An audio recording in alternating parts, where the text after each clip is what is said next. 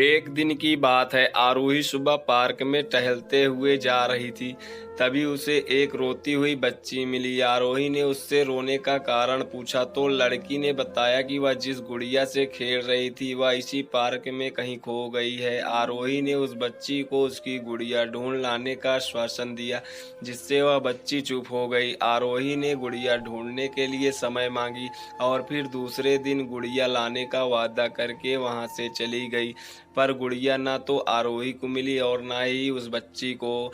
आरोही ने गुड़िया की तरफ से एक काल्पनिक पत्र उस बच्ची को लिखी और जब वह बच्ची पार्क में गुड़िया पाने की आशा में आई तो आरोही ने वह पत्र उस बच्ची को पढ़कर सुनाया।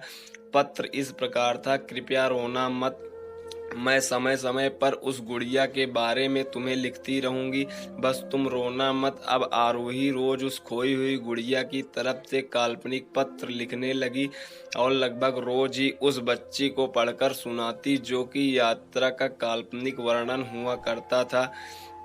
आरोही ने इस काल्पनिक लेकिन रोचक वर्णन ने उस बच्ची को रोने नहीं दिया। वह खुशी खुशी अपनी गुड़िया की घुमक्कड़ी के किस्से सुनाने लगी।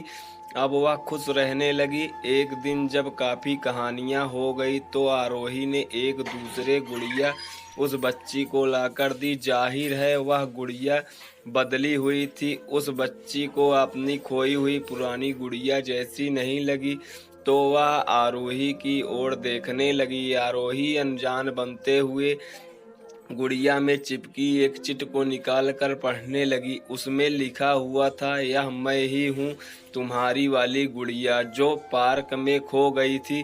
दुनिया भर की लंबी यात्रा की वजह से मैं थोड़ा बदल गई हूँ। बच्ची को इस गुड़िया और आरोही पर विश्वास हो गया। वह गुड़िया लेकर घर चली गई। वर्षों बाद जब वह बच्ची बड़ी हो गई तो एक दिन वह अपनी अलमारी में कुछ ढूंढ रही थी तो उसे ध्यान उस गुड़िया पर गया जो आरोही ने उसे दी थी। बचपन की बातें याद करके वह हंसने लगी।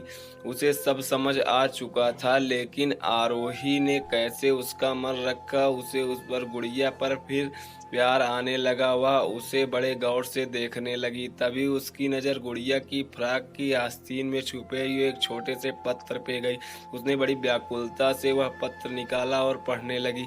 पत्र में संक्षेप में यह लिखा हुआ था, वह हर चीज जिससे तुम प्यार करती हो कभी न कभी तुमसे खो जाएगी और जो तुम्हारे पास होगी वही